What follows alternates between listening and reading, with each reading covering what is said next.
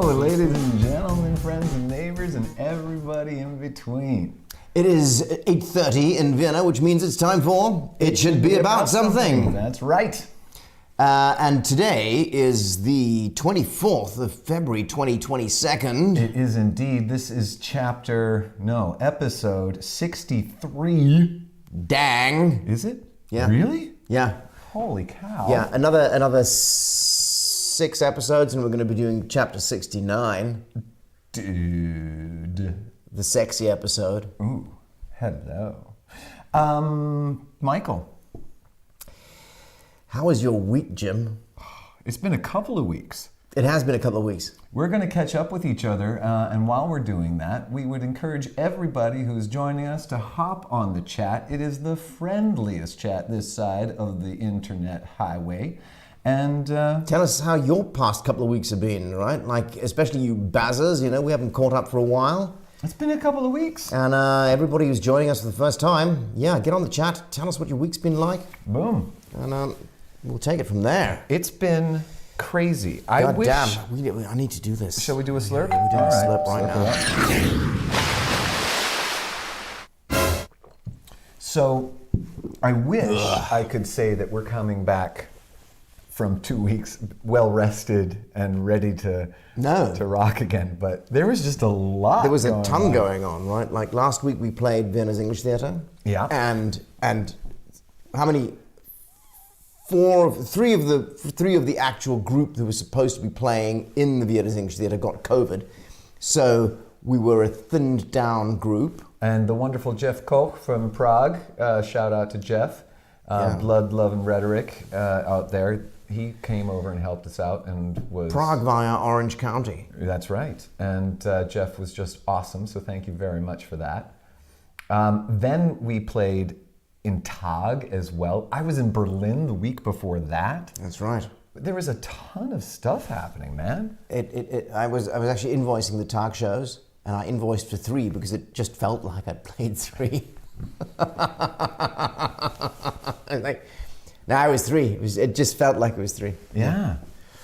But it was really good times. I had a lot of good times. While I was in Berlin, I had a chance to get interviewed by Claudia Hoppe, who has been doing a podcast about impro in Germany. Is she an improviser herself? She is an improviser herself. Cool. And she has been doing this podcast for a long time, and that was really fun. I got a chance to do that, and that's been up. And oh, nice. So if one Googles Claudia Hoppe podcast, one gets an hour's worth of his nibs for free. Yeah, crazy. Is that I can link it into the ISBAZ HQ. I hadn't thought about that. You should do that. Yeah. Nice. What's been going on the home front? The home front. Dang. Well, we've been on a bit of a wild goose chase, my wife and I. Michael and his wife are pregnant. We're having twins, a boy and a girl. Both flavors. Both flavors, yeah. The brown and the blue flavor. Maybe it's the green and the orange flavor. The green and the orange, because you don't want to put any gender roles onto the children right away. Just sex, boy and girl. The interesting thing about buying baby clothing and baby stuff these days is you get 3 colors. You get gray, you get blue, and you get pink. Yeah. So we got a lot of gray, and then we got fed up with that. So now we're getting blue and pink. Yeah. But we're going to mix it up. Yeah, sure. So slap some blue on that baby. I think any Smulik baby is going to look good in pink, be that baby boy or girl. Yeah. You are a man who can carry pink off. It's true. Very well. I wear pink socks all the time. On my dick. You should see his pink tanga when collection. I'm playing with the Chili Peppers. Yeah, that was really funny. And we've also been doing that. We've been continuing on working on the wonderful project Socks Talk Politics. Yeah, and we had, it was just the 2 of us in Socks Talk Politics last week because Anne and Sophie were both down with COVID. So, Yeah, so covering a lot of bases with not that many bodies was kind of the thing. Yeah, and also just being still, I don't know how you're feeling about it, and you've got a lot more going on. You're running around, but though that week where we were doing shows every night, it was hard for me to do anything else Like, I got a couple of things done during the day. No way. I was just knocked out. I was, I was knocked out, but I'm getting up really early these days. Yeah. You're in training. I got my daddy training wheels on. Yeah, man. Yeah. So one of the interesting things these past couple of weeks was we were on a bit of a wild goose chase. Okay. Because we're doing all these examinations and stuff. Turns out that they had trouble. Well, they weren't finding our daughter's left kidney. So we kind of resigned to the fact she only has one kidney. Oh yeah, okay. Right, which is not uncommon. But they're like, go and do an MRI. So Christina goes and does an MRI, and on Monday this week, it's like the week begins this on this high note because they found the kidney. Found the kidney. Who's got the kidney? Smoolick's baby girl's got kidney. It's not on the left. Like, she's got two kidneys on the right. Wait, shut the front door. Seriously? She's got two kidneys on the front, on the right, and they might even be fused together in a U. Okay. And the doctor says they call it a horseshoe kidney. And I was like, so is that lucky? Is that a lucky kidney? She's like, yeah, horseshoe kidneys are totally lucky kidneys. Totally lucky kidneys. All right, okay. So that's crazy. I don't know. I wonder, is there anybody out there who has or has ever met anybody who knows that they have their kidneys on one side? Because it feels like apparently it's not so uncommon. Right. It's like there's some people have their heart on the right side. Okay. Your organs kind of get mixed up. Right? Yeah. There's people who are born with their asshole in their face. I've got this asshole in my face all the time. You weren't born that way, though. You chose to be that way. Yeah, unfortunately, I've chosen this asshole to get up in my face. It's the life you've chosen. Yeah. So they found the kidney. That's crazy. Yeah. Okay. It's nuts. So it was a good week until today when we went in for a routine examination of the umbilical cord. Turns out umbilical cord's great. While we're there, they're like, so why don't we just take a look at the heart rates and stuff like that? It's just a routine thing. You're here, let's do it. Yeah. And they did that, and the doctor comes back and says, like, you're not going anywhere. You're staying here. So Christina's in hospital now because she was having premature contractions. Yeah. So now we're going to try and block those contractions. Otherwise, if we don't, maybe next week already, cesarean. So we'll see. So horseshoe kidney happens in 1 of 500 children. There you go. Mr. Perkins, it's a thing. There you go. Factoid it. You just got factoided. You're welcome. You're welcome. So the buns are in the oven.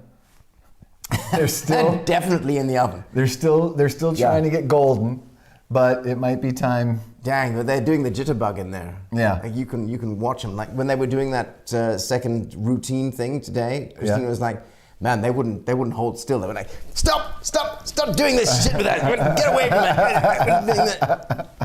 Get out of my shit." It's like, man, love it. We've kind of reached the point of Alien. Right. It's like we can sit on the sofa and decide to watch what's going on that belly mound. Right. Or watch what's going on Netflix. Because have you seen the hand press up against the stomach? No, they don't. You see the foot push? They're not that subtle. Like we get elbows and bums. It's just mooning you. Like there's a whole bum coming out on one side. Just gonna drop trow and moon you. Yeah, and I'm surprised. I was gonna ask the doctor today whether they can actually injure each other with all that kind of acrobatics that they're doing. No, they just slip and slide around they one another. Break each other's nose and stuff. Well, let's take a quick look and see who is up in the chat and say hi to them. Pavlov's dog is in the house, as well as follower of Clay. Watching on a phone. Oh, yeah. Watching on her phone. Mm-hmm. Hello, Marcus Bookert. Philly Girl 1000. Hello. Ethan Pelletier, the Libby family in strong numbers. Moko, hey ho. Hey ho, Moko. Yeah, I can't start calling you Monica It's just Mocha. Mocha's stuck. Yeah. You know? And Mocha was down for a show in the VET. Was she now? Hey ho. That's right. Yeah, she was there on Saturday. Oh, cool. And I wrote to her afterwards and said, it's just a fucking shame that we can't hang out after the show. Yeah. I really want to hang out after the show. It's so much fun. And they got that brand new bar at VET that I haven't even been into. Yeah, it's open during the half and not after. Well, Pavlov's, hadn't you been on her podcast Befreundet? Probably you mean before. No, it was the first time. Yeah, she's been around for a long time, and it was the first time we got it together. A real chicken tender. Real chicken tender. Hello. Before. Before. Yeah, before. Basically, sprawling. Oh, okay. Fowler of Clay had some shows going on, but they got shit. a kibosh. There's Andres Vector. Christina in the house. Hello. And Anne Raab. Hello. All the friends and all the hearts. Excellent. Sweet. Well, hello, everyone, and thanks for joining us. We are going to get to it. What do you say to that? Yeah. Let's get the show on the road. Hanging out on the chat. If you're not on the chat, you can just be a slurper in the background. That's all. You can be a lurker. In the background or a slurper on the chat. There you go. And if you are joining us for the first time, you should know that it should be about something comes to you in 3 parts. We call them chapters, and this is chapter 1.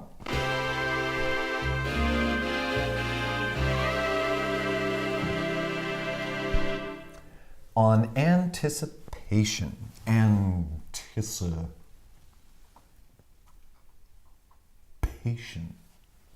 Is that your best Frankenfurter? It was just my trying to see if you knew what I was doing, Frankenfurter. Mm-hmm. Yeah. Let me see your best Frankenfurter. My best Frankenfurter. All right, let's try this.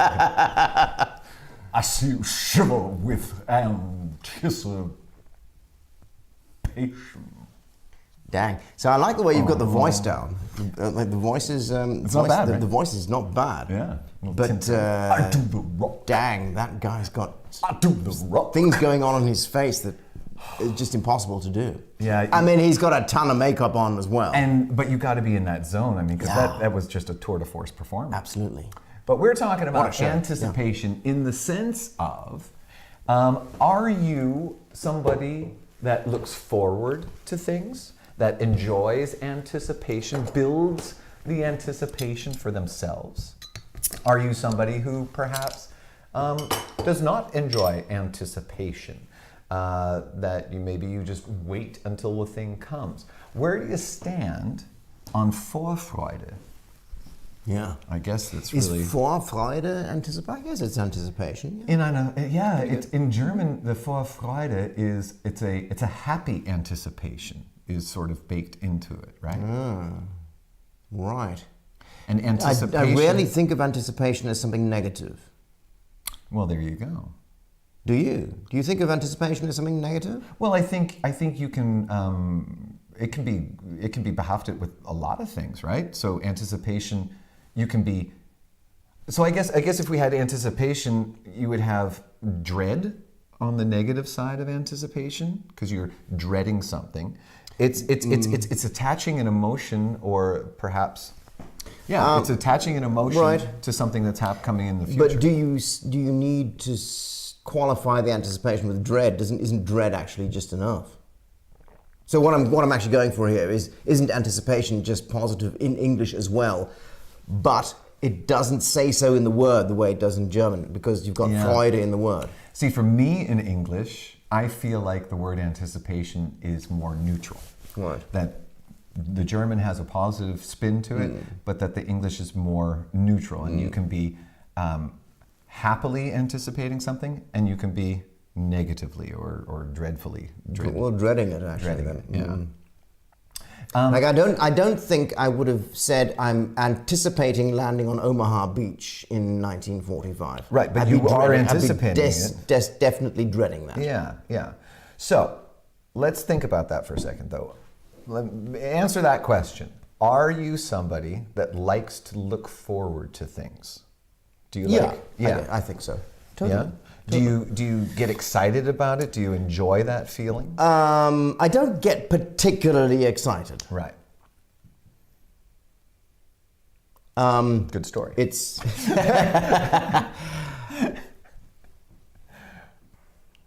I don't really get the bee, like the bees don't get totally buzzing and stuff. Right. I can be looking forward to something, but I'm not going to be doing my happy dance for the whole week leading up to, for instance. Right. Right. And anticipation while your wife is pregnant, it kind of gets long in the tooth as well. It kind of goes through these waves. You like, no, I'm anticipating the birth, and then it's like another whole 8 months of this. Right. And then it kind of goes into, this is just your day-to-day thing. Yeah. And now we're getting close to the end, so now there's a load more anticipation there. Sure. So I can say, definitely for myself, I am not a person that enjoys anticipation. I don't like, well, I don't know if we've spoken about this on It Should Be About Something, but during the pandemic, I became very allergic to the future, even more so than I was before. And we can talk about that. But what I want Allergic to the future sounds like a good topic, actually. That might be a chapter right there. I can tell you all about my allergicness to the future. Yeah. But what I mean is, I think maybe it came from my work life, or it definitely came from my family life when I was a child. But in work, I just could not ever get excited about a gig. I would never, in fact, believe the gig is going to happen. Because it's going to happen, yeah. And I would often say, unless I'm sitting in the chair and some large-breasted makeup artist is pushing makeup into my face, I don't even believe that the gig is happening. You know what I mean? Unless it's actually there, because... How many times in your life have you had a large-breasted makeup artist stuffing the thing in your face?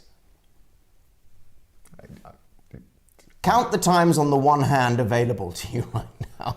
I don't have a catalog of the breasts of the makeup artists. This is your wish.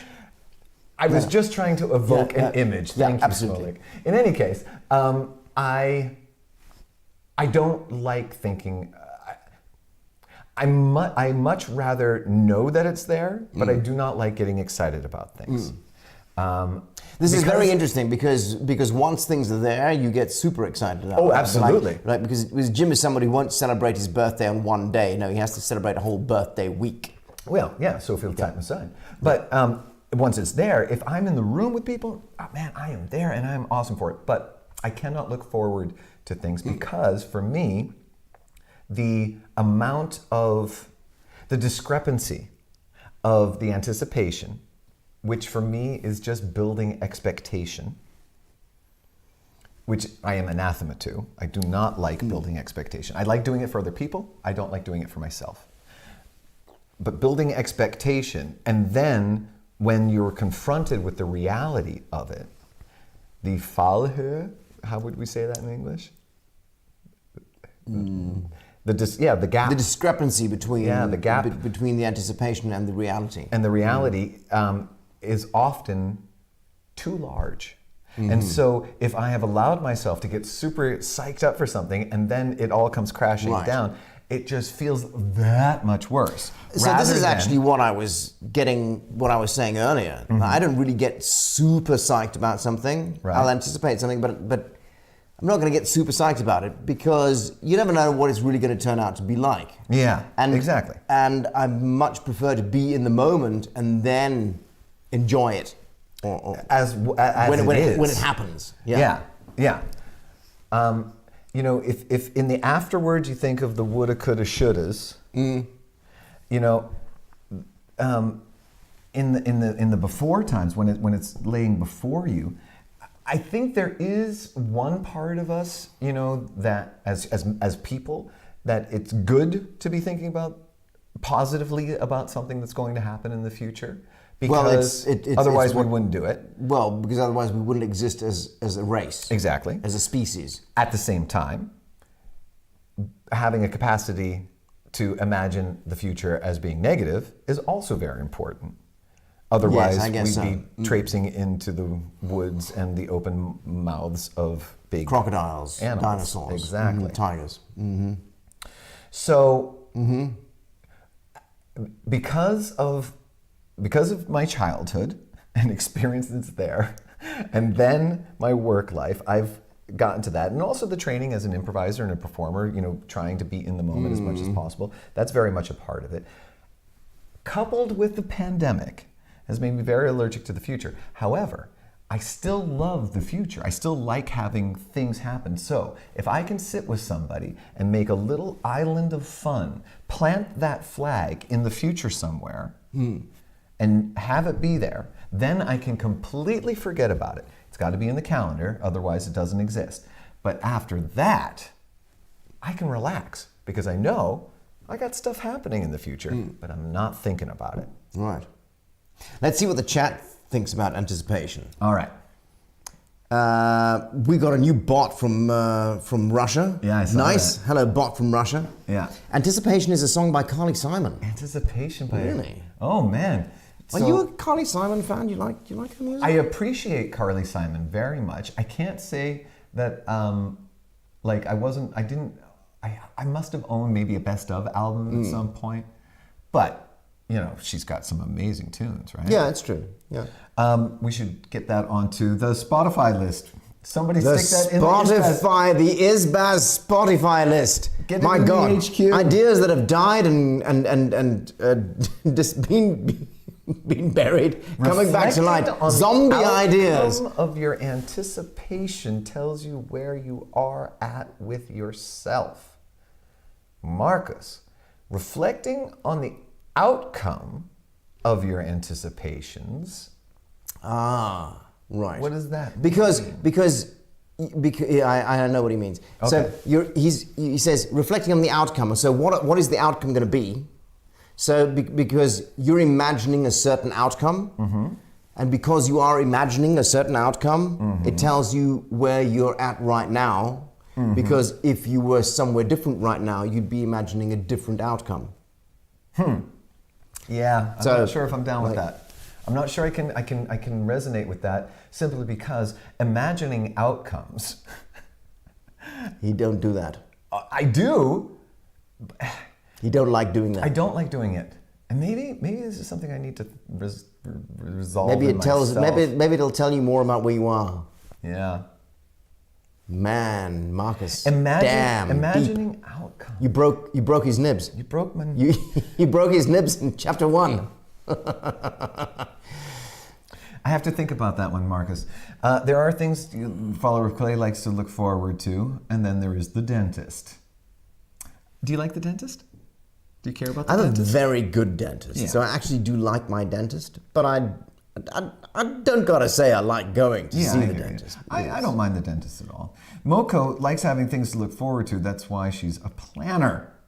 Man, see, I need someone like Moko in my life. I see. So what Moko's saying is that if you don't plan, you don't know what's coming ahead.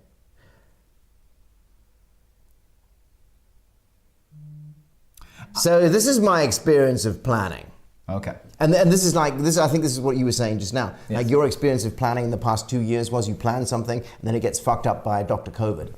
For example. So maybe planning isn't necessarily the best way to go about anticipation. Well, I think planning and anticipation are two different things. Sure. No, but Looking forward to something Yeah. is closer to anticipation. Yeah. And Moko likes to look forward to things, and that's why she plans. And I'm still planning. I'm still planning those flags. It's just I don't want to think about them until they come. Yeah.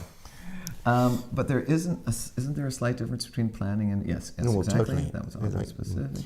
Oddly Been working- specific? I'm Yeah, not sure what interesting. was oddly Real specific. chicken tenders out there.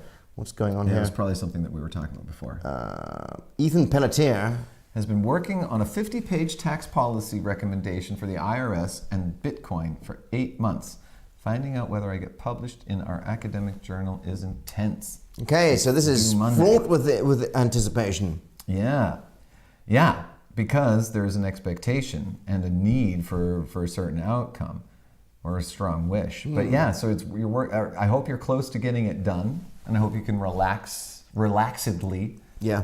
I think we should Turn that in. drink to that happening. Yeah.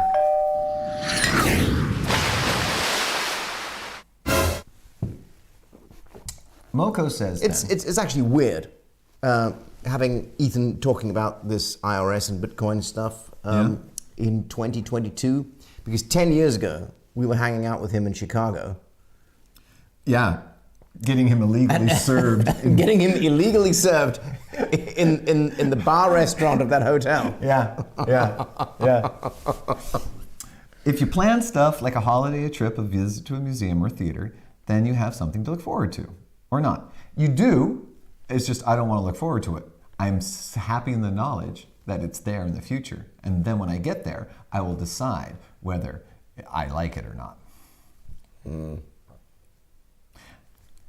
I see a difference we between all planning and construct our control. realities. Yeah. You're more on the receiving and something happens without your influence.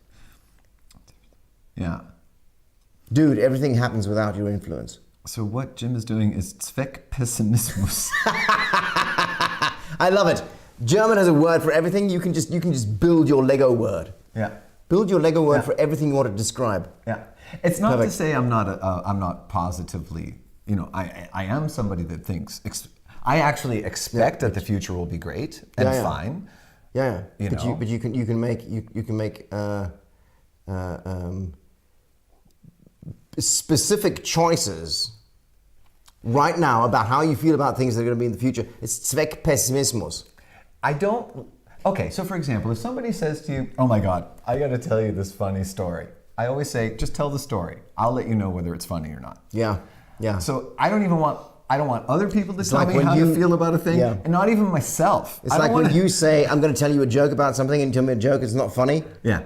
Like, I don't need you to say it's a joke. Just say the thing. Maybe I'll laugh, maybe I won't. Is joke. It's joke. Is joke. You will laugh. Is joke. Yes. Is I will joke. decide if I laugh or not. Exactly. Gene. So, or like, I guess it's just, I really hate, there's probably a story from my childhood that I could tell that would probably explain all of this. It's just such a sad story.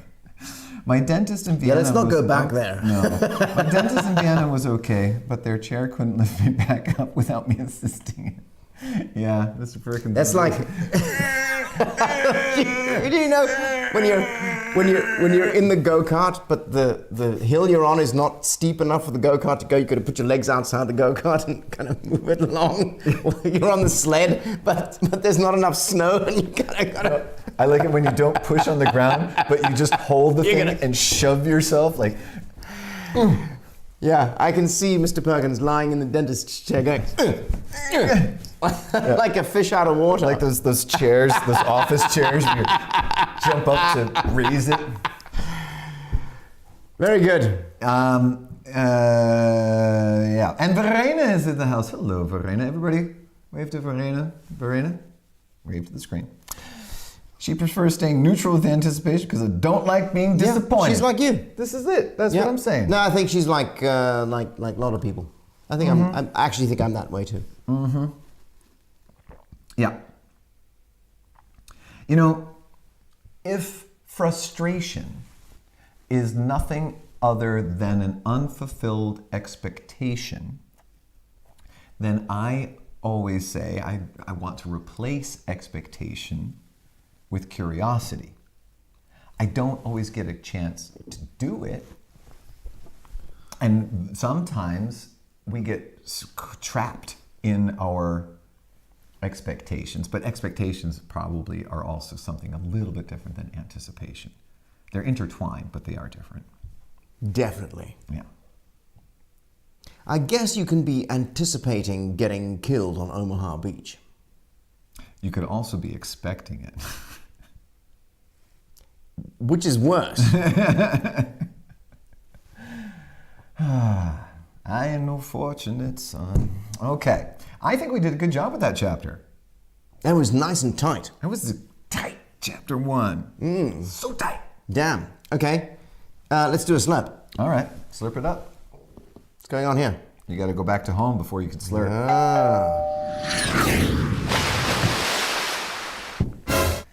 So we got chapter 1 together. I think we've realized everything we need to know about anticipation. So since it's so tight, I think maybe we should just keep on keeping on. Keep on plowing forward. All right. Then let's hit it. Yeah. Chapter 2.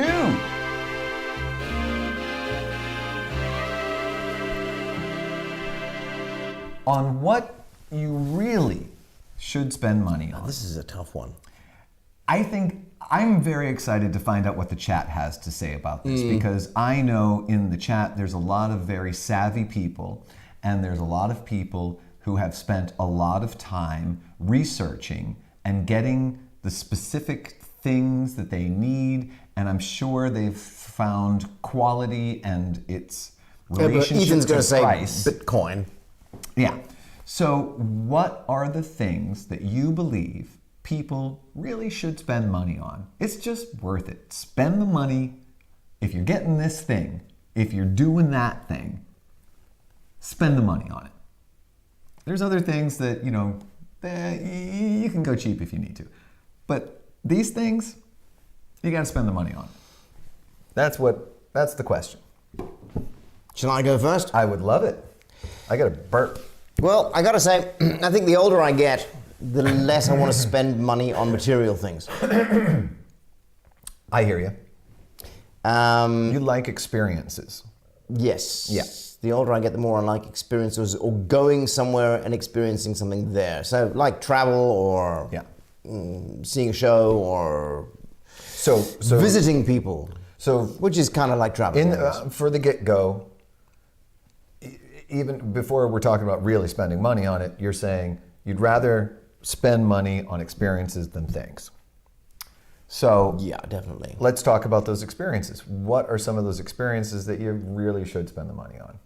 Well, Others you can go cheap, but these ones, you really should spend the money on. Getting a skipper's license was like a huge experience.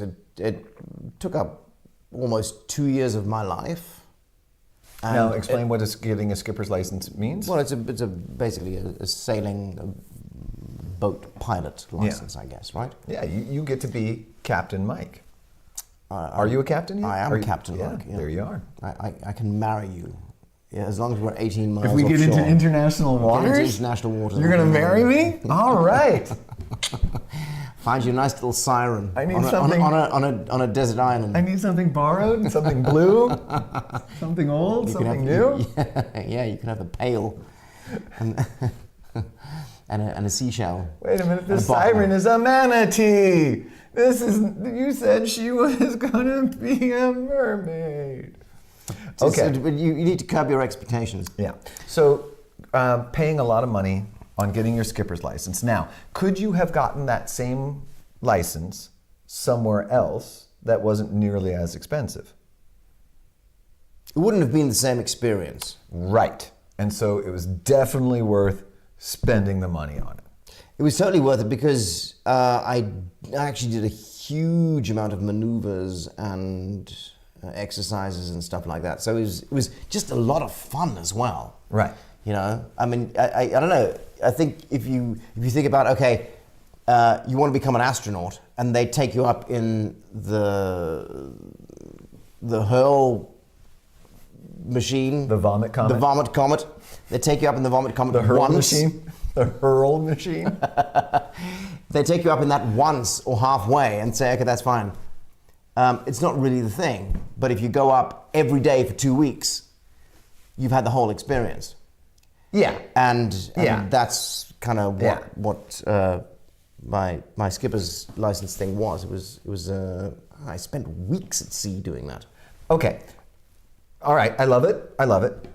I'm not sure we're on the same page yet, because this is what I'm thinking. When I'm thinking of this, what you should really spend money on, for me, one of the best examples is shoes. I think it's very expensive Yes. to be poor. And as It's very expensive to be poor. it's super expensive to be poor. Yes. Who was it that said that? Well, if you the want writer, quality things, sounds like Mark Twain. it's not. He's a playwright, 60s, black. I'm blanking on his name. Anyway, so for me, shoes are something that I think you really should spend money on. Bannigan will never spend money on shoes. And so Yes. at least twice a year when we're on tour, he's buying new shoes. And he gets, cheap shoes. I've got shoes that I've spent good money on that have lasted me for years. Yes. I've got shoes that I've spent money on that haven't lasted me for years, but lasted me way longer than any of those $30 shoes are going to last. I think spending good money, really you should spend money on shoes because they last. I think you should really spend money on clothes. I totally agree with you. I was having a discussion with Christina about coats recently. Okay. And she was like, you've been wearing this coat for 6 years or 7 years or something like that. Don't you want a new coat? And my answer was, no. I want a coat that's going to last me a lifetime. Yeah. Yeah. And I'd be prepared to spend the extra buck on that coat that's going to definitely last me a lifetime. Yeah. And it's kind of the same with shoes. You know, we walked in here a couple of weeks ago and you said, oh, you got a new pair of shoes. And it was that pair of shoes that I bought 10 years ago. Yeah. But I just spent, I don't know, maybe $200 on them or something. Yeah. But it was totally worth it because they look new, even though I've resold them 3 times so far. Exactly. By the by, just really quick, Philly Girl 1000, thank you very much. Yes, James Baldwin is the one who said that. Yeah. It's very expensive to be poor. If you want to have quality, it's expensive to be poor, I guess. Well, no, I guess it's expensive to be his poor. point of it's expensive to be poor is just simply it's expensive to be poor. Yeah. Because you have to have the wherewithal to be able to drop $200 on a pair of shoes. Yeah. And the whole thing behind that is that if you have the capital, you're going to spend less in the long run on the things that you need in everyday life because they're just going to last. Exactly. So I think those are places where it's really good to spend the money. Shoes, I mean, this is going to sound, maybe this falls into toxic masculinity, but I think every man should have a good suit, and you should spend some money on it. I think you should spend some money on a good black suit and a good gray suit and a good blue suit. And then you'll never have to buy another suit again for any function for your entire life. Yeah. You'll be fine. And this is basically going with, what our grandfathers had. Like you have one coat, it lasts you a lifetime. You have one winter suit, and it lasts you a lifetime, right? Yeah. And so I think if we're talking about things, then those are 2 areas that I think you should spend money on. I think if you're going to spend money on knives, yeah, I guess so. You should. What do you think about? See, I'm not a knife guy. I don't know. You're not a knife guy, but I do know that you're a watch guy. No, I am a knife guy. In fact, I sharpened my hatchet the other day because I sharpen my own knives.Id you do it with a whetstone? Of course I did with a whetstone. What are you thinking? Do you have a But my rubber hatchet is now so sharp that I can slice salami with it. Do you have rubber feet for your whetstone, or do you put it on your lap? Do you keep it wrapped up in an oiled cloth? No, it goes on a moist cloth on the kitchen table so it doesn't slip. Right. And I don't always use it wet. Okay. What grade is your whetstone? I've got 2, 800, 4,000, and 12,000. So so would you then agree that spending money, if you're going to buy a knife, you really should spend the money? I've got some cheap knives that are really easy to sharpen, and they stay sharp a long time. I've got a knife that I inherited from my gran that's probably like 60 years old, but it's a cheap knife. Mm-hmm. But it does some really good slicing, and it's really, really easy to sharpen. So, not answering my question yet. So, I don't know. I think you might spend a lot of money on a knife, and it might be a crap knife. Mm-hmm. So it's a little bit more difficult maybe to figure out. You kind of need to know about quality. But I think this comes down to spending money on anything. So you might buy a pair of shoes that is an expensive pair of shoes. Right. It's going to last you exactly 1 season. So when you're spending money on things, you have to have an eye for quality as well, I guess. Yeah. I mean, like that dry corn coat that I bought. Yeah. You and I went and bought that coat together. I remember that. And the lining of that coat lasted 1 season. Right. Even though it was one of the most expensive coats I ever bought. Right. Did you have the lining replaced? Yes, I did. And the rest of the coat was fine, though? Kinda. Yeah. It makes those woolly burbles on it. Yeah. So, what about watches? I know you're a watch guy. Yeah. Should you really spend money on the watch? If you're gonna get a watch, is that a place where you really should spend money? My experience with watches, if you're going to be using them on a day-to-day basis, is if they have to stand up to everything you do, get a kind of mid-priced watch because it's going to break, or you're going to break it and you're going to have to get a new one. Right. So if you like, so you really should spend the money. You don't go cheap. You really should spend the money. I would not use this vintage watch that I spent money on. Yeah. To go sailing. If No, of course not. This is But a that's not sailing what it's watch for. Yeah. from the 60s, right? Yeah, but you would never wear that for an actual thing. Exactly. So, but that's not the question, Michael. I would spend a certain amount of money, but these things don't last. Yeah. What things don't last? Well, watches? No matter what watch you get, Yeah. if you're using it under tough sailing conditions, it's not going to last very long. Right. So Okay. the thing is, if it's going to last you 2 seasons or 3, Okay. go with a mid-price thing, right? All right. That would be my recommendation. Yeah. I think there are some things that you have to spend money if you're going to get it. Like for example, a camera. Cameras, if you're you kind of have to spend money to get something good. You get what you pay for. Yeah, but cameras is something where if you're looking for something good, you should go secondhand. Yes. You'll get a much better camera for less secondhand than you'll get. Yes, but you're still going to have to pay the money to get the quality. That's something that is what I mean. That's what I'm talking about. Is that cameras are basically is a place where you have to spend. You get what you pay for, even if whether it's secondhand or not. You kind of get what you pay for with a camera. But it makes a big difference whether it's secondhand or not. Sure, it does, but that's the difference between price and worth, I suppose. Yeah. Right. Let's see what these guys have been talking about. Yeah. Maybe they know better what the hell we're talking about. I'm sure they do. Okay. So,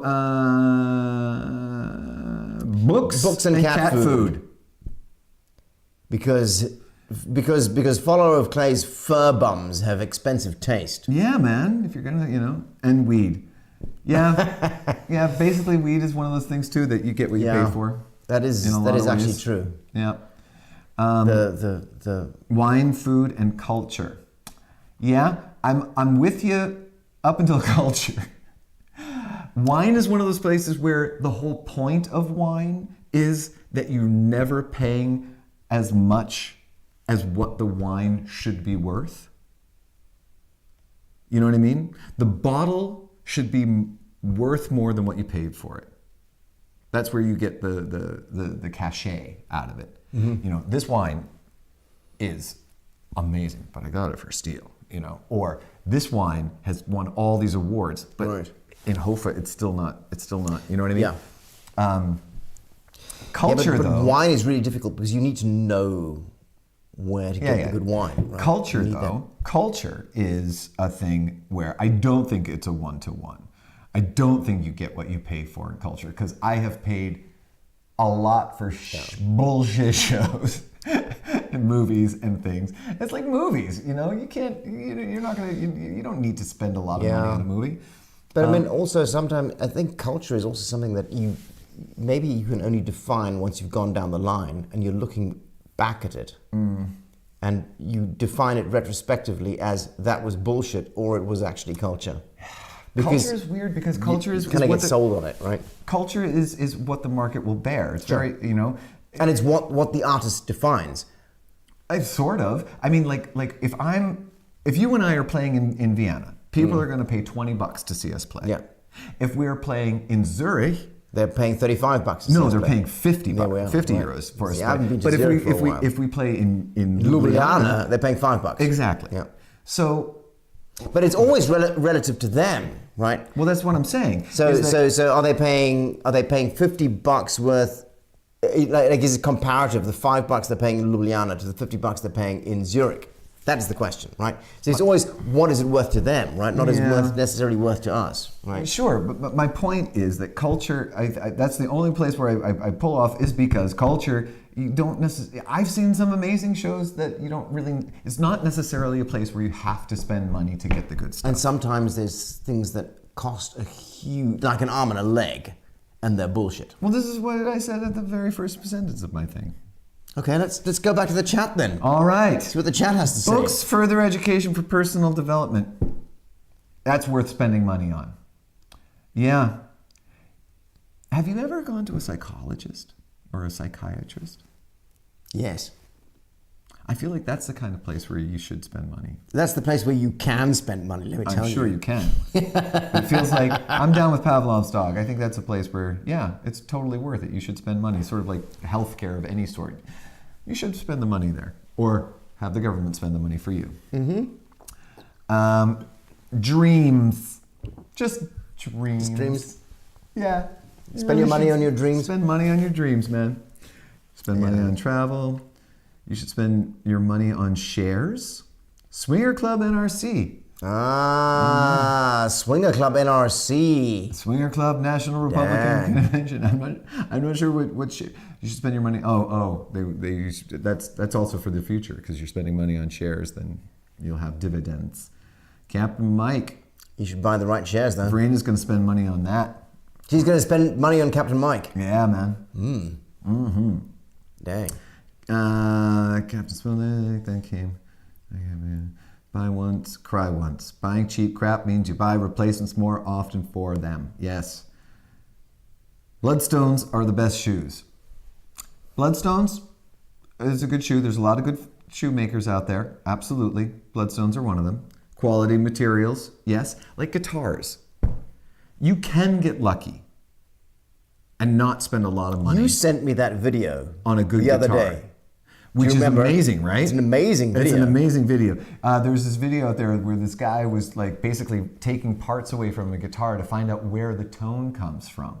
And it was like, it's not the wood, it's not anything, it's just the pickup. It's the relationship of space between the strings and the pickup, so the pickup height. And that was it. He strung 6 strings between a workbench and a table and tuned them up and stuck this pickup underneath it, and it sounded exactly like his high-end Telecaster. Amazing. Yeah. So yeah, guitars. I mean, I'm fucking hell. That kind of blew my shit. It really blew my shit. And it blew a lot of people's shit, actually. There were a lot of answer videos to that. Oh, I'm sure. Video that were like, wow, this is bullshit. No. They were like, this is awesome. This is really actually, this is pretty much close to it, right? You can spend more money on things you understand well. Yeah, well, because then you have a deeper knowledge of what quality is in that area. Absolutely. Absolutely. I mean, when Michael got into coffee, Jesus, he started spending a lot of money on coffee because he found out more about coffee. Yeah, but I'm out of the coffee phase. Like, I'm almost not drinking coffee anymore. Dang. Getting ready for your daughter's suitors. Yeah, those knives. Thanks for coming by. With that hatchet. Yeah, exactly. Do that hatchet trick. I'm glad you stopped inside.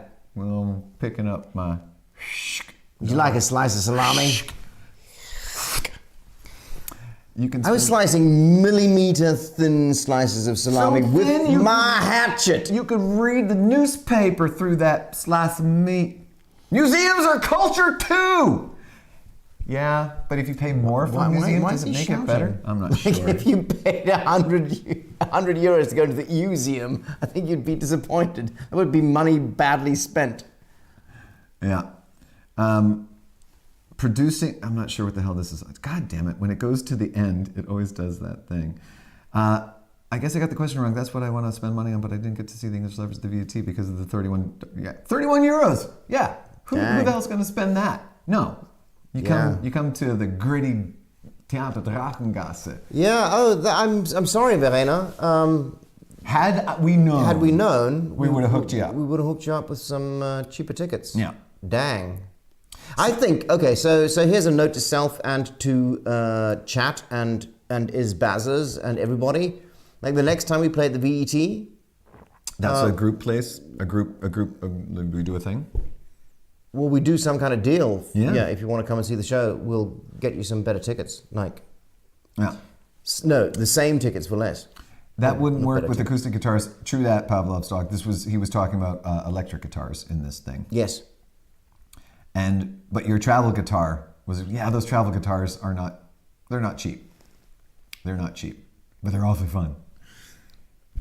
I think I was talking to Pavlov about, we've spoken to Pavlov about her travel guitar before, haven't we? I don't know. I think we have, in detail actually. All I do Maybe know- on Isbaz HQ. All I do know is that I think we just finished chapter 2. Woo! And we did it again, super tight. Yeah. How tight was that? I don't know. Do you want to go home or something, right? No, not at all. I'm just kind of observing the tight. Yeah. Mike will do his ticket magic. Yeah. Moko knows all about my ticket magic. Yeah, we're going to get some ticket magic happening. Yeah. Well, that was chapter 2 on what you really should spend money on. Do we have a resume of this? Experiences? And if you can judge the quality, things. Yeah. But definitely shoes and clothes. You should spend the money on. Yeah. Yeah. And good food. Like quality things. Yeah. Right. Yeah. Don't buy fashion. Don't buy Levi's. That's right. Captain Mike. Oh yes, please do share a pic of your photograph, your guitar on the Isbaz HQ. And I'm playing a concert on the 6th of March at Drachengasse. We should talk about I this. am going to be doing it with my travel guitar. What? Yeah. Tell him that again. Because I was discussing how I'm going to do this concert. It was just me and guitar, right? And I decided that I was going to do it just with acoustic guitar, which I've done a couple of times at Drachengasse. Is just voice and acoustic guitar because it's a small room and it's kind of lends itself to just being in there with the acoustic. And then I've been playing my travel guitar recently with my headphones in, and I've decided that that's the way I'm going to go. So I'm going to play the travel guitar, which has very little of its own sounds. I'm going to go sound system and mic my voice, Right. and do travel guitar and mic. Interesting. See how that and goes. do you process the sound as it comes out of the travel guitar? Well, the travel guitar has two different transducers in it, and you can kind of swerve between the two or make like a mix of the two. Okay. And so you can kind of tweak the sound a little bit on the guitar side, depending on how you're going to play or what technique you're going to use to play. Right. Cool. So like lots of strumming, you'd kind of use the one transducer, and more picking, you'd use the other transducer. And if it's in the groove, you can kind of pick a setting in between. Nice. Yeah, and then you can like add some delay if you want to, or some reverb, but I might do that externally, I don't know yet. But it has that as an option on board? It has that as an option on board, so you can rehearse Right. with Right. kind of what it might sound like later. Yeah. Interesting. So that's going to happen when? That's going to happen on the Sunday, the 6th of March. Well, let's make sure we get that in the HQ. In the HQ, yeah. And then the Lovers also in that Raya, we're going to do a show on the 9th of March. Yeah, it's going to be what are we calling it? The Hoedown? Yeah. Hoedown of sorts. The Down Home Hoedown. And the Down Home Hoedown and Family Folk Jubilee. That's the longest title in the Family history Folk Fest Jubilee. It's the longest title in the history of music. The Down Home Hoedown and Family Folk Fest Jubilee. I challenge you to be able to say that by the 9th of March. But we'll make sure we get those things into the Isbaz HQ. I think we're going to have as well. some hay bales on the stage. Yeah, it's gonna be awesome. And shit like that, like Turtlenecks. Stetsons and... It's going to be like a cross between the place in The Marvelous Miss Maisel that she plays, that Lower East Side late 50s bar where the beat poets come. It's going to be a mix between that and a barnyard in Idaho. And hee-haw. Yeehaw! I love that thing in Hee Haw. There was Hee Haw, for those of you who don't know, it was a show in the 70s. It was like a family review in a countrified style. And they would do little skits, and then there would be musicians and, so music sections and little bits of talking to the audience in between. And then there was this one thing where they would hide in a cornfield, and the camera would be like looking up on this completely fake cornfield in a sound studio, and then people would stand up out of the cornfield and say this thing, and they would be like, Wilmington, Montana, population 62, and they would all come up and go, salute. It was like Laugh-In, but country. It was the country and western Laugh-In. It must have happened during the 70s sometimes. Maybe Mr. Perkins will know. When was Hee Haw? Yeah. So we've got a new bot here, Larissa. Hello, Larissa. You should go to the ISBAZ HQ. It's all styled Soviet style. You'll like it. Wait, this means Larissa? That's Larissa there, yeah.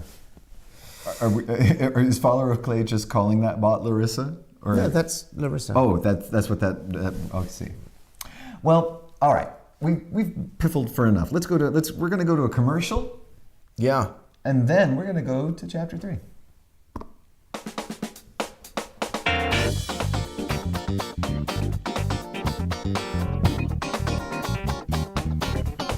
It's the first time I've noticed the black toast in the commercial. Yeah. Nice. Thanks. Yeah. Nice touch. It used to be like girlfriend toast. And now it's One of my favorite colours is burnt toast black. There was this Pirelli advert sometimes. You can have your new Pirelli tyres in any colour you like. Burnt toast black, tarmac black, night black, just as long as it's black. Yeah. Thank you, Follower of Clay. Hee Haw, 1969 to 1992? Damn! It lasted that long? Holy crap. They had to wait for everybody to die. And can you tell me, just for cross-reference, when was Laugh-In? Because I'm just assuming that Hee Haw was based on Laugh-In, because that's just my little insight. I'm not sure if it's true. Yeah, Andrew's very quick. Yeah, Mr. Perkins is the ground control we all need. So that was a quick commercial. Elderly man attacks daughter's boyfriend with knives.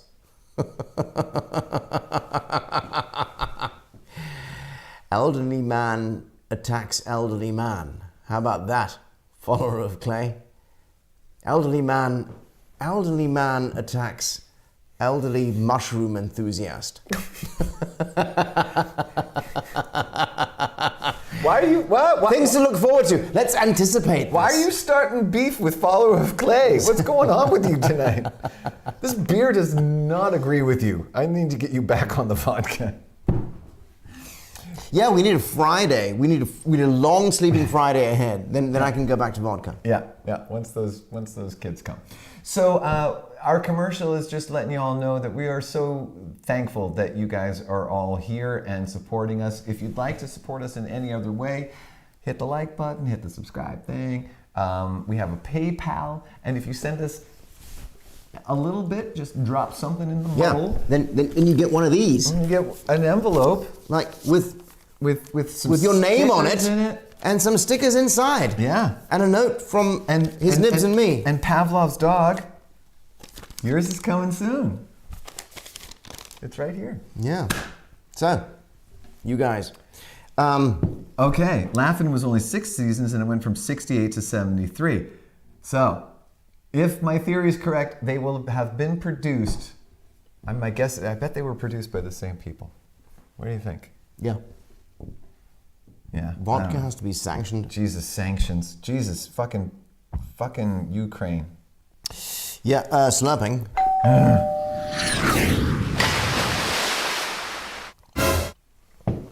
All right, so we got that out.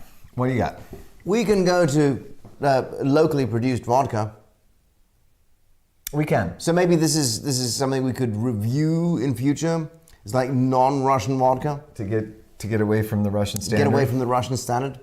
Find some locally produced vodka.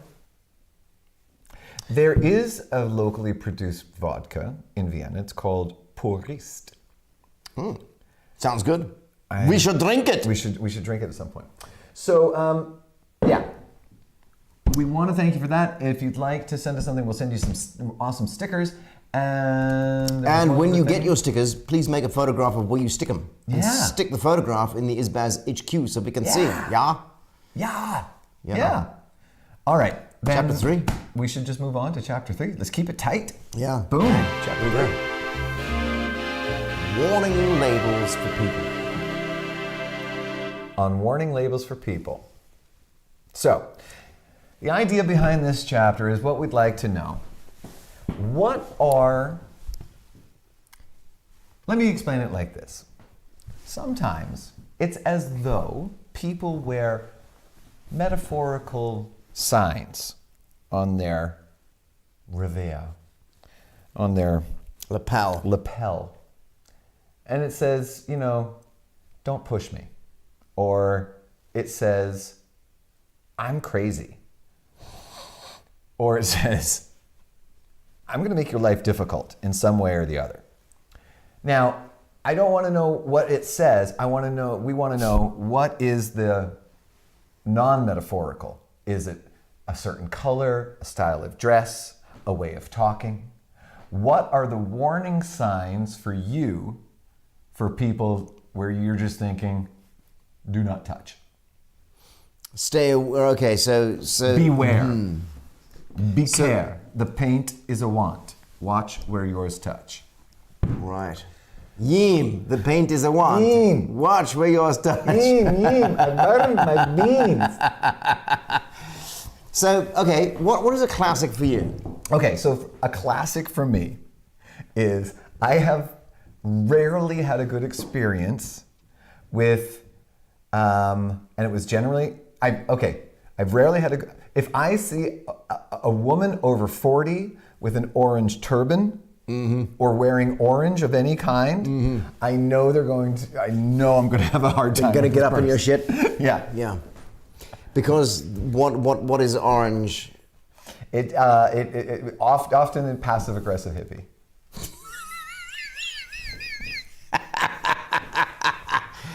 Yeah. My experience of hippies is actually that they're mostly passive aggressive.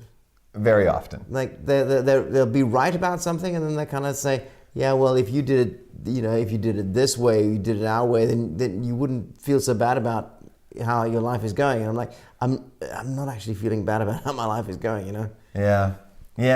There's a lot of passive aggressive in the hippiedom. Yeah. It's unfortunate. Because the hippiedom has actually got a lot going for it. Right. It used to be that people with visible tattoos made me scared. Now they make me coffee. Yeah, like everybody's tattooed these days. Yeah. So that's not a warning label. Although, if I see somebody with a very obvious neck or face tattoo, but maybe it's a bit of a warning for me. Still, I think maybe it's like on sex the person, toys. Of course. It's location, right? Let's do it. What's the difference between a sex toy and a regular toy? Location. So if you run into someone with a neck tattoo, who's fixing up your IV in a hospital, right? That's just somebody with a neck tattoo who happens to work as a nurse. Yeah. But if you run into somebody with a neck tattoo in a bar, that's a whole different kettle of fish. It could even be the same person. Sure. Absolutely. So a lot of these, there's always exceptions, and these are very gross generalizations. Mr. Perkins, isn't the Karen haircut a warning label in itself? So the Karen haircut is one of those warning labels for people, right? You're a driver. Yeah. If you see a certain kind of car, isn't there like a classic, if you drive this car, you're probably a bad driver or a bit of a dick? People who have that baby on board sticker in the back are usually terrible drivers. Okay. There you go. If on your Tinder profile you write, if you don't like me at my worst, you don't deserve me at my best, it's probably not a good idea to date that person. I've never had a Tinder profile. In fact, I've You never always get hung up on the wrong parts, been Malik. Jesus. on Tinder. Yeah, but Stick with the actually, what I'm warning taking label away parts. from this is that was what you had on your Tinder profile until you realized it didn't work. Yeah, you got me on that one. Don't get hung up on the wrong parts, Yeah, Malik. I always get hung up on the wrong You parts. really do sometimes. All right, what's another warning? What's another warning label? A warning, like you dated a lot. What's a warning label? You see somebody. What's something somebody can do, say, act like, and you know. Classic. Somebody's rude to the waiters. Oh, that's terrible. Yeah, of course. It's a great warning label. You're a dick. Yeah. Yeah? People who don't let you out of the U-Bahn before they try to get in. That's just annoying. But if you do it, you're a dick. Yeah, but are people like that going to be dicks in general? Probably. Probably. Bad example. Move on. No, it's a good example. It's a terrible example. I think it's a great example. Okay. We should sanction people who try to get into the U-Bahn before they've let people Certain out. license plates tell you the situational behavior with about 70% accuracy. Right. Yes. So when I grew up in Maine, if you saw a car with a Massachusetts license plate, Yeah. you could assume that that person was going to be a terrible driver. Right. And that they're probably a bit of a masshole. Ooh. Nice. Yeah. Yes, the drivers, the license plate thing works for me. Like, around here, NK or JO. What's JO stand for? St. Johann im Pongo. Jesus Christ. Terrible drivers. Yo! And NK is Neunkirchen. They are fucking off the chart. Okay. Driving on the pavement at 90. Right. So, Mr. Bergen says the Toyota Camry owners are the worst drivers. You know, I think there's something to be said that the worst drivers at the moment in Vienna are, as Monica says, those mini cars without actual license plates. Right. So I always assumed, whenever I saw one of those, that was just a drunk who lost their license. No, that's not assumed. That is the truth. Okay. Because those mini cars cost more than actual cars. What? Yeah. Jesus Christ. They cost more than actual cars because the only people who have to buy them are people who don't have a driver's license anymore. Right. So Moko, so I think that's a great example of what I'm talking about here. What I'm talking about here. Because if you see a dude getting out of one of those cars and he comes over and starts a conversation with you, you've got the warning label. This guy's probably an alcoholic. And somebody who drives while inebriated. Yeah. Yeah. MD, horrible drivers. Well, MD not so bad, but thank you, Swinger Club NRC, for the "you're so true." Yeah, like the worst. Okay, I would like to put it to you. People who say "trust me," that's a total warning sign. Ooh, nice one, Philly Girl 1000. Trust me. Yeah, trust me, Boobala. Trust me. Trust me. If somebody starts out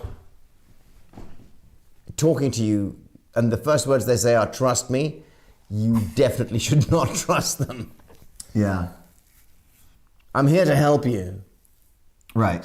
Yeah. Strangers walking up to you saying, "I'm here to help you. I'm doing this for you. I have your best interests at heart." Now everybody who's local to Vienna is just writing down the two letters for the license plate for any town around Vienna. But I don't actually have a problem with Linz-Land or Weiz. Is that what WZ? What's they have to pass you back? If you pass one of them, they have to. They have to pass you back. Trust me, I know I'm right. Trust me, I know I'm right. I know I'm right. Yeah, but those the people who say "trust me, I know I'm right," 5 minutes down the line they could be the hippie. Yeah. Yeah. Yeah. Yeah. That's a good warning sign. Earlier, a follower of Clay said he. Let's go to the top here. So, produced by 2 different companies and on different networks. That also makes sense, though. Totally also makes sense. Ukrainian vodka, Yes. totally going for that idea. Favorite warning label on a machine I own. Warning, this machine will kill you and hurt the entire time it is doing so. It's a good warning label. Yeah. Drink for the resistance. Shilkin vodka. Interesting. All right, checking it out. There are some people who have written trouble across their forehead. Yeah. And like, can you imagine writing trouble across your forehead as a mid-20s or mid-30s person and then being 90? And you've still got trouble across your forehead? Oh, as a tattoo, you mean? As a tattoo, yeah. And it's like, not really. You haven't been in trouble for 40 years. Right. I think if you see a person in the city and they are one of those dudes, it's generally men, who go around barefoot, that's a warning sign. It's a warning sign. Of somebody who's... Not talk to them about anything. Well, you don't want their opinion on anything. So here's the thing, just a quick little story.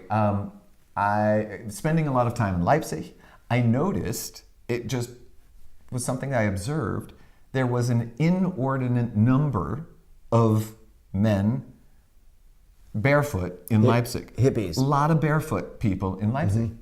And so after a while of going up to Leipzig and then noticing this and mentioning it to somebody and them saying, no, I never noticed this before, I started asking them. I started walking up to them and being like, hey, can I talk to you for a second? And just ask them, what's the deal? Looking for trouble, man. I was looking to see what it was good. And interestingly, they were often fine enough to talk to me, because I'm pretty affable and if, I can connect with people pretty easily. They were cool to talk to me. You're also American, so they think you're a tourist. Yeah, thanks for that. And what I found out was that generally I think it has a very strong thing to do with personal choice. It's like a way of making them different. The one guy was like, Sure. well, I only buy shoes once a year. The other guy would be like, oh, it's very healthy for you. Another guy was like, big shoe is a problem, and he was kind of crazy. But it was very different answers. But the running theme was kind of like, I don't want anybody to tell me what to do, and this is a way of showing I that need to feel different. I have special. stepped out, and this is my thing. Like if you meet one of those dudes who have got really short hair, but have kept one really long braid or something. What are you going to do with that one? Don't want to pick your nose or, I'm not sure, or wipe your eyes? I don't know. But I think that's often indicative of a certain type of person. There was a long time when the warning label was women who would wear red-rimmed glasses. Ladies who reach their 40s and then dye their hair red. Yeah. Well, I mean, the dyeing the hair red, that's always like, it's generally women who've just been divorced by a guy who probably went, had an affair with somebody, younger. It's generally women are dyeing their hair, cutting their hair after a breakup as a change in life. Men who dye their hair black post 45. Oh God! That's you do that. That's like the male version of the red hair. Right. Or the comb over. Oh no, the comb over is a totally different thing, actually. Yeah. Okay. Because the warning labels they're also not necessarily just negative. Sometimes you can see somebody like if I see somebody wearing a Pixies t-shirt, I'm gonna think. Right on. They got something going on. Yeah. I bet they're kind of cool. Yeah. In Vienna, there's... Unless they're teenagers, then I go, they have no idea what they're wearing. Yeah. Have you ever heard that song? In Vienna, gents wearing wooden clogs or red waistcoats. I have not seen that. But the multicolored waistcoat. Yeah, it's probably a variation of that. Yeah. It's- Or white dudes who have very thinning hair or very close cropped hair that wear those pillbox kind of hats that are flat on the top and just sort of around, and they're sort of arabesque. Yeah. You know what I'm talking about? Isn't that a version of hippie? Yeah, but it's more like the intellectual hippies. The intellectual hippie, yeah. Right? Right? Like if they're in the band, they're the percussionist. They often have like very either rimless glasses or super rimmed glasses. Or the guy who's not actually in the band, he just writes the lyrics. What about the guys who wear glasses that clip together? So with the magnet, so they put them on like that and clip them, and then they take them apart and they clip there. Have you ever seen those dudes? Yeah, I don't know. That's kind of weird. In the 80s, but they're you had very, very practical. In the 80s, you had the dudes that had the glasses with the flip top, with the sunglasses, you know, the sunglasses, flip it up and then flip it back down. You know, that was a very specific dude. That's a good warning label. I think you can kind of make assumptions about that person. I don't know. We shouldn't, but both you do. both of the things you just now mentioned are things that are very practical that I've both used. Sure. And it says a lot about you to other people. That's the point. Follower of Clay says, usually I stay away from people in suits. See? I'm somebody who wears a suit all the time. Yeah. So yeah. And But- under my suit, I have a hatchet. I put it to you that there's a difference between somebody who has to wear a suit and somebody who wants to wear a suit. Yeah, there's a big difference between that, yes. Yeah. It's true. So let's get back down to where we were. Pavlov's dog. Since I'm a hippie with the orange clothes, I'd rather keep my mouth shut here. Is Pavlov's dog, are you wearing a lot of orange of late? Interesting. When I was younger, I had a bunch of people around me that had patchouli, loved patchouli, bunch of fucking hippies. And I mean, I say fucking hippies. I was around a lot. Fucking hippies! I've been around a lot of hippies in my life, and a lot of them are wonderful people that I hold near and dear to me, and I've learned a lot from hippies. But fucking hippies. There's certain things that hippies just should not be allowed to do. Run a business is one of them. But patchouli is one of those smells that when you smell it, when I smell it, It's like one of the worst smells. Yeah. I just It brings kinda back all those know, bad memories. You can make some assumptions about this person. Yeah, you can. I used to believe that patchouli was actually essence of squeezed hippie. Like it's like you would just like twist out the dreadlocks of some white girl and the juice from your anal dreadlocks is where you get patchouli from. It's just a cyclical thing. You know, the hippies use so much of it that it comes into their body, and then it's the circle of patchouli. Anal dreadlocks. Yeah. With the beads so that they slap against your butt when you run. That's when you're committed. What do you think about white people with dreadlocks? Is that something we should get into? I'm a white dread, so got a little ring and I put it in my nose. Got a little game, take it to the park. Please. Long as the game is on. Yeah. Oh, extra points to anybody that knows what song I just sang. Extra points. You don't know. Anyone willing to be walking around barefoot in Vienna is a psychopath. Too much dog poo. Yeah, man. Yeah, there's a lot of dogs. Orange. Oh yeah, we did that. I don't need a warning label. People just tend to stay away anyway. Verena is just a walking warning. Shut up. That's not true. Verena doesn't have that. Yeah, I wouldn't have said that's true at all. But Verena. No. Right. So, any other big warning labels for people?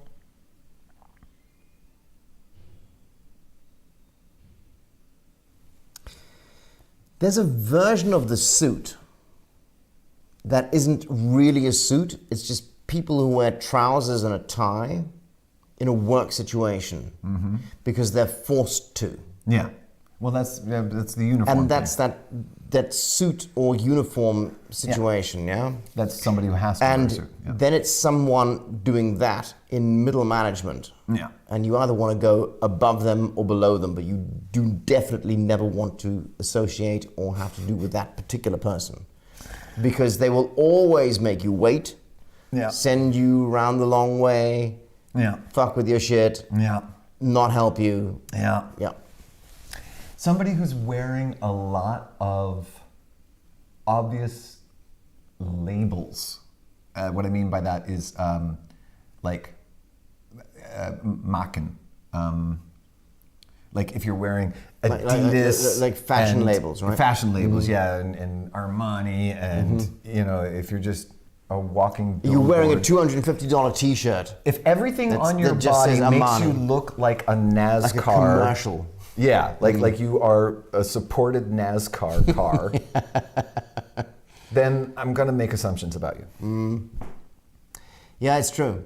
I've never understood why people would be prepared to pay a huge amount of money just to buy a T-shirt. It's just a T-shirt, but it says, I don't know, Dior or whatever. Doesn't make sense to me at all. They should be paying me to wear that. Yeah. Like if I buy a suit and it says Dior on the inside, that's okay, but it doesn't have to say it on the outside, right? Christina, women with red hair, period. Just women with red hair. Well, no. Warning label. So I've had a couple of redhead girlfriends. Yeah. And I gotta say, gotta like the red. But women who choose to dye their hair red, especially post 40, is a special type. In Austria, there is also a special type. If you see this person, you can kind of make an assumption that one, they're going to be incredibly helpful, and two, they will also be incredibly unhelpful. And that is a woman over a certain age who has not dyed her hair red, but has gone gray, but has a fun little bit of color somewhere. Like a blast of purple or blast of, you know what I'm silver or whatever, just because it's kooky and fun. And that person will always be super helpful, but often like backstabby or that's, if you get on the business I end don't of, remember that, but you've just reminded me actually that is true. Dang. Yeah. Too much makeup. Too much makeup. Okay. I might get shut down here, but too much makeup, I don't think there is too much makeup. I think there's poorly applied makeup and makeup that draws attention to itself. So for example, if you see a young woman of a certain age and she's wearing blue eye makeup, that for me is just like, oh my God, you need to go back home and do your homework. You know, girls go through that blue eyeshadow phase. It never looks good on people. Okay. I don't know why they still do it. I don't actually tend to notice makeup on women until it's too much. So again, I put it to you, I think it's never too much, it's just poorly applied. Or what is too much for you? I'm not a friend of makeup because it usually ends up on my shirt. Yes. Okay. Your poor shirt. But people wear makeup, and I think it's totally fine. I think it's a weird thing to say. I don't like too much. Women wear too much. What's too much? No. There's people who wear too much makeup. There's men who wear makeup, and lots of men these days wear makeup as well. And when the makeup this is too much makeup. When the makeup becomes visible as makeup, that's too much makeup. And I put it to you that it's just poorly applied. It's not too much. It's just you shouldn't apply it with a spatula, which is what's too much and what's poorly applied. You know. Yeah. You should not apply your makeup with a butter knife. A trowel. Yes, don't do that. It's a warning label. The Real Chicken Tender, a number of years ago, anyone wearing Google Glass. Oh, fuck yeah, right? yes, yeah, totally. They fucked that up, didn't they? Just make them look like regular glasses. Yeah. I put on today, I was... and it would be so cool if we could have that tech now. Yeah. There'd be so many instances where I'd love to have that tech now. And they killed it because they were being dicks about it. Yeah, yeah. I saw recently somebody saying that any man over 40 on an electric scooter is a douchebag. I took exception to that because I love my electric scooter. I may have to stand... You're over 40? I must be a douchebag now. But I hear you. The Google Glass, that was a tough sell. And if they had just done the thing of just making them look like, make them look like birth control glasses, regular Ray-Ban style glasses with all the stuff, it would have been fine. They were just being idiots about it. Yeah. People who work for Google, maybe that's a label. People wearing white socks. Is white socks a label? I think white socks is actually a kind of label. People who don't take their socks off Well, we're talking during sex, I think that's a label too. What? No. I mean, no.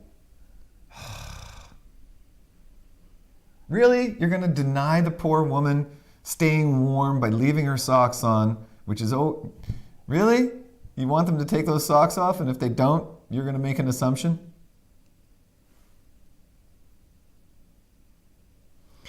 You're assuming I'm talking about women. You want me to take my socks off the next time we're laying together?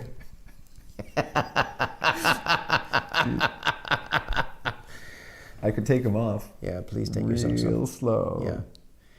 Because I have arthritis. All right. Oh, your socks stiff. We've got- You had them on for so long, they're stiff. They're stiff for another reason. But that's going to be for episode 69.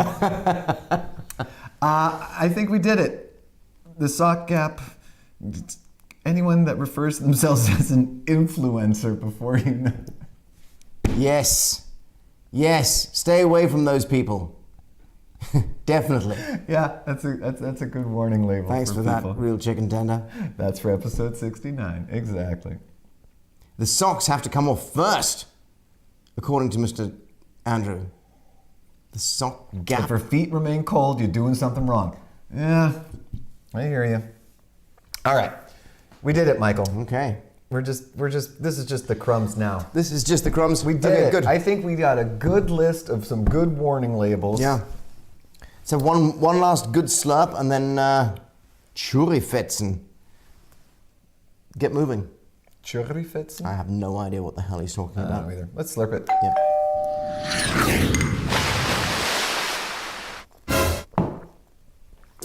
Next week, On his Baz, we're going to be here we will be back. on Thursday, We'll be back on Thursday.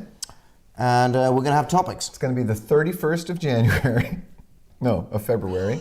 No, it's going to be sometime in March. 31st of February? No, it's going to be sometime in March.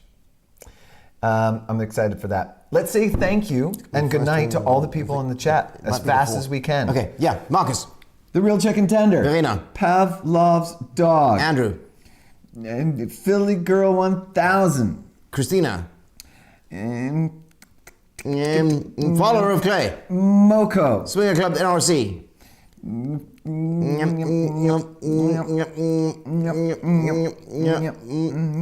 Did we say Christina? Larissa. Yeah, the rest of the bot. Larissa the bot. It's more of the same.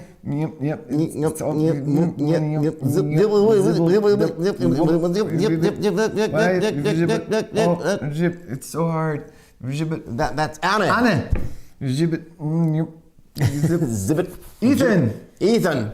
Zibbit. Ethan's probably left to go and buy Bitcoin somewhere. in the Yeah. meantime. So, Should be working on that thing. It's due on Monday.